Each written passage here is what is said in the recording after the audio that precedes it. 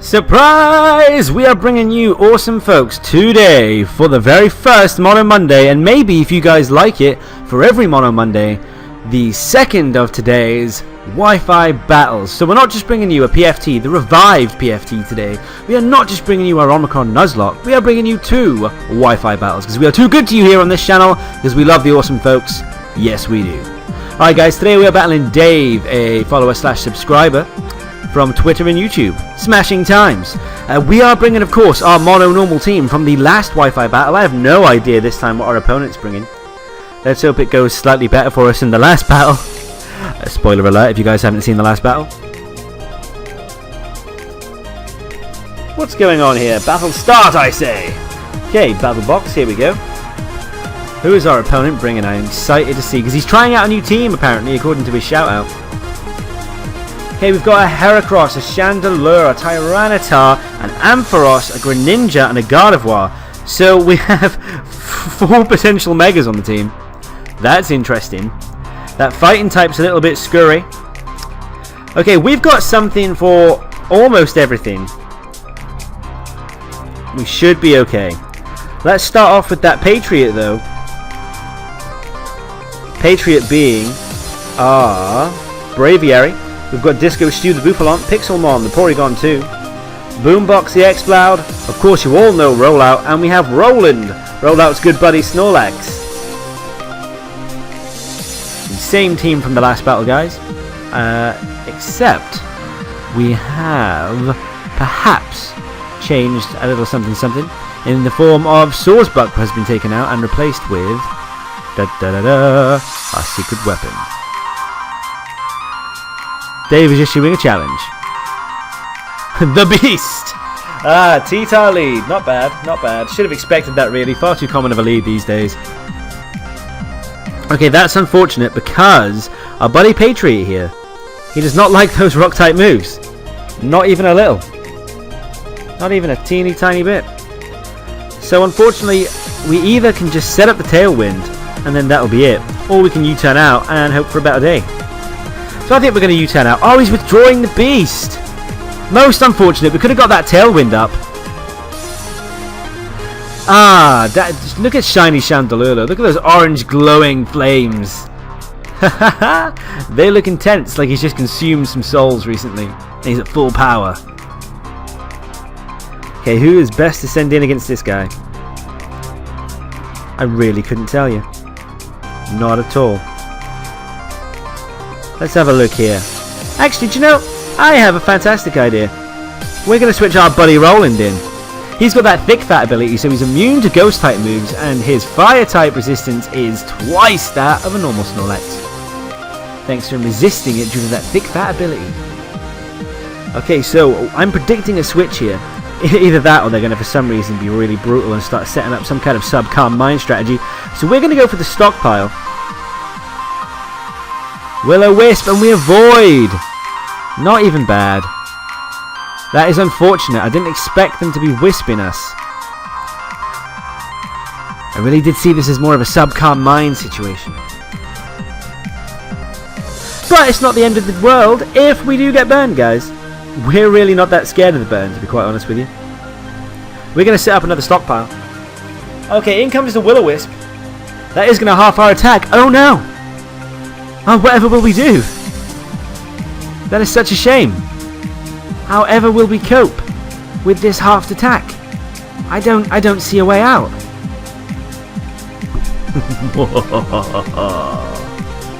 Don't worry guys, Sizz has got a plan up his sleeve. So we're going to get that yawn off, because I'm thinking he might switch out now, seeing that there's not much he can do to Snorlax. He's got that burn off. As far as he's aware of, that's probably the best that Chandelure is going to do to Snorlax. Little does he know that it is futile. The burn means nothing to us, friends.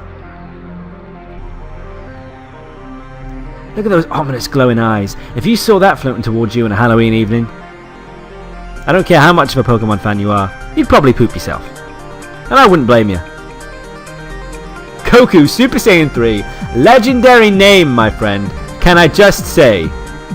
I love Dragon Ball Z. I've actually just come from watching Dragon Ball Z to make this video.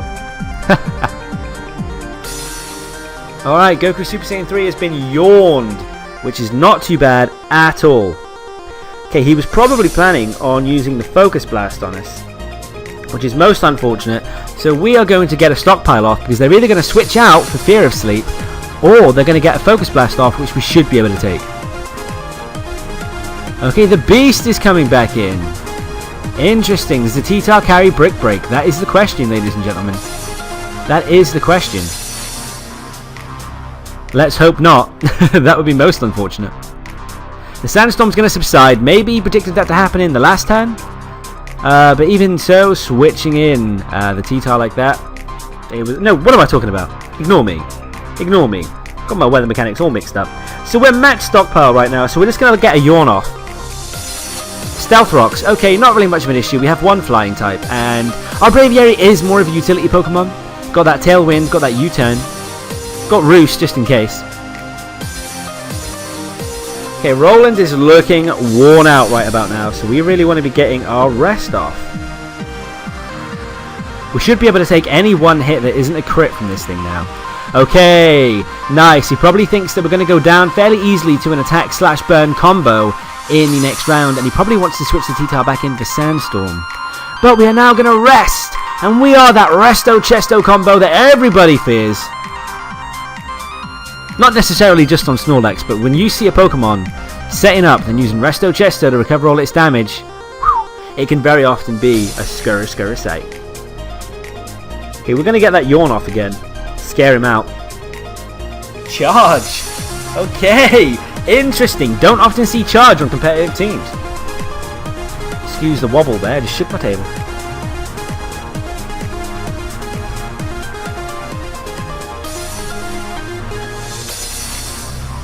Sorry about that glare, guys. I am trying to do stuff about this. Okay, we've done pretty much all we can do setting up wise, so let's just start getting off crunches. We're going to reveal our final move. Hopefully he'll switch in that Chandelure for some insane reason, but I very, very much doubt it. It'd be nice to get rid of that Chandelure early on. Okay, I was predicting a switch there. In comes the Beast again. The Beast does not fear a crunch. No, sir. Hopefully we'll get the D-drop, though. That'd be nice. Then we can take an attack, scare it out with good old-fashioned yawn. Wow. Snorlax may as well have gone up to him and give him a hug. That did nothing. Okay, let's get that yawn off. Keep forcing the switch there. In comes the D-Dance. That's not going to do you much good, friend. Because you're going to be asleep before you can make much use of it. And then you will have forced us to switch out and waste our stockpiles. True. But we can take you down fairly quickly after that and set up with our own Pokemon. So Roland, what you're going to do, buddy, is you're going to get a crunch off.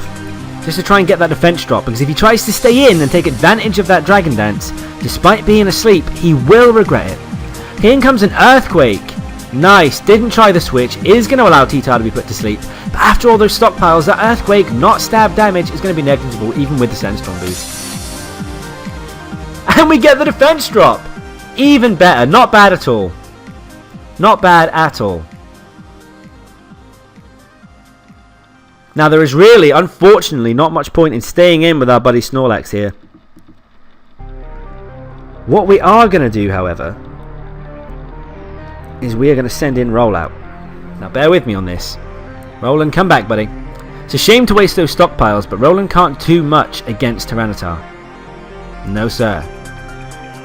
Okay, Stealth Rocks and Sandstorm are going to do some nasty residual damage, but we do have the leftovers to recover and the Milk Drink when we get the opportunity to. But for now, this is far too much of a good opportunity to start setting up those power-up punches, 4 times super effective, with the defense drop. He may well switch out into Chandelure, predicting a fighting or normal type move and trying to get the immunity, but that's not going to work because, as you guys who are regular, awesome folk will know, we are scrappy. Oh yeah, might as well have called this Mrs. Do, because we are scrappy as hell. That is going to do some nice damage thanks to the special D-drop. Not even bad at all. The Sandstorm subsides, so that's some residual damage out of the way. Not bad at all. Not bad at all. Roll out, coming through, as usual. Probably going to withdraw now, trying to preserve that T-Tar. Okay, it wakes up. The Earthquake is incoming. That's going to do some nice damage. But Rollout's bulky. Rollout can take that and dish out a super effective souped up power-up punch. There we go. Nice. Udders of Steel, ladies and gentlemen, making a return. I apologise if the brightness and the contrast is a little off. In fact, bear with me 1 second. A little bit unprofessional, I know, but I thought that would be a very good opportunity to try and set up a good old-fashioned switcheroo with the camera settings there, and I have made it look considerably better. I have no idea what on earth I did to it the first time to make it look that gosh darn bad. But yeah, I think we've sorted that problem now. Okay, in comes the close combat, and that is going to KO Patriot in one hit. Damn, that is unfortunate. But we do get those drops, and that's important. Okay, now that Heracross is out with that Moxie and that close combat, we are in some serious trouble because we don't have any Pokemon that can outspeed this guy. And that is most unfortunate. Boombox incoming.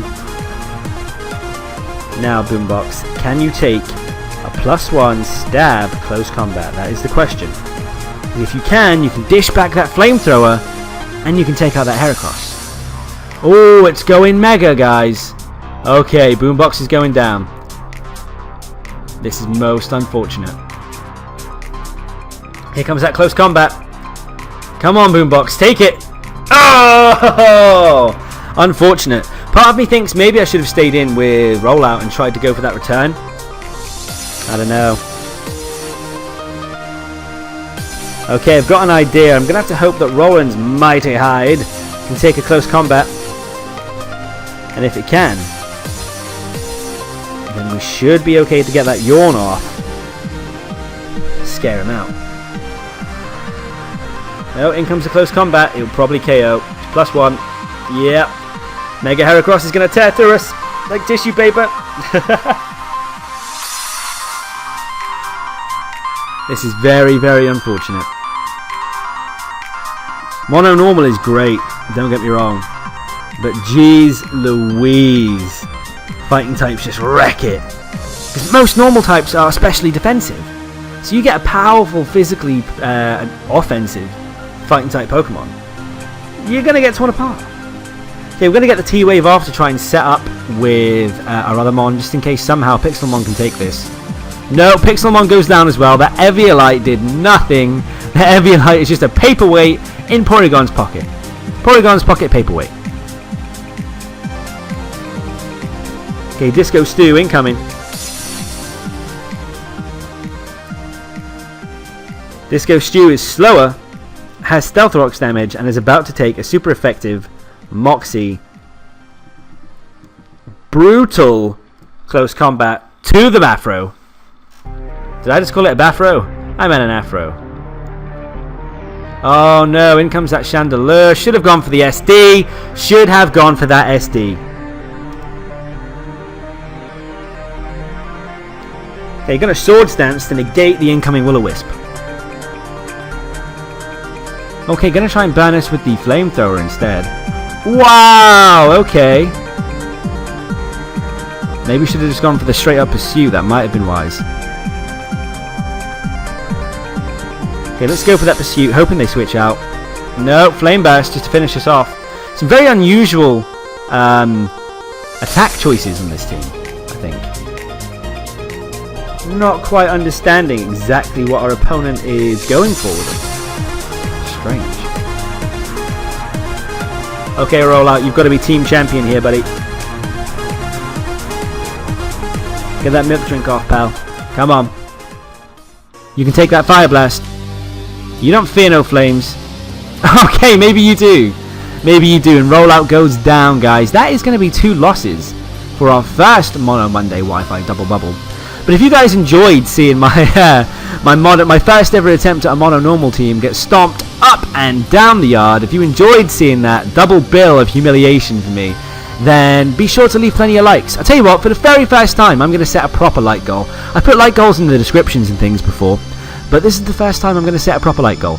If the first and second videos in our Wi-Fi Mono Monday double bubble battles, if they each get 15 likes, that is only just under half of the awesome folk out there liking each video, then I will do a double bill for Mono Monday for the Wi-Fi battles next week as well. What do you guys say? It's all up to you. You guys are making the decisions with this. You are in charge of the series. Technically, the Mono Monday series, you guys make the decisions now. And I tell you what, if you guys want to, if you would like to have a hand in deciding which type I have to go for subsequent Mono Mondays, let me know. And if it turns out a lot of you guys are interested in having a hand in deciding which types I choose for Mono Monday for the following week, then I will initiate a straw poll at the end of each Wi-Fi battle for Mono Mondays. So for instance, next week, if you guys have showed interest in having the input, I will put a straw poll in the description, and you guys can decide which of the types you'd like me to pick for the next week. Not one that we've done recently. Preferably I'd like to cycle through the 16 first before repeating any. So yeah, if you guys enjoyed these videos, leave a like. If they reach 15 each, then I will be bringing the same again next week. Have a great day. Enjoy your weeks, guys.